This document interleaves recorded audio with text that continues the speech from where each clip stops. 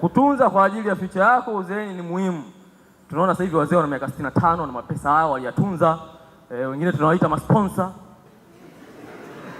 Utafanyaje sasa? Walitunza hela. Sawa dada zetu kidogo, lakini utafanyaje? Hata mimi binafsi pia nimeshakula hela za sponsor. True story. Mimi nilikuwa na date na binti ambaye alikuwa na date na sponsor. Asa yule mzee hela tulizipiga. Tulikula hela za yule mzee. Na sikulalamika, safi kabisa. Yule binti alipojichanganya alichiti na mtu mwingine ambaye sio sponsor wetu. Roho iliniuma sana. Nilitamani nimfuate yule mzee nimwambie, wewe tunachitiwa unaangalia tu.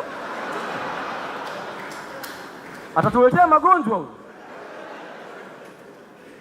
Iliniuma sana.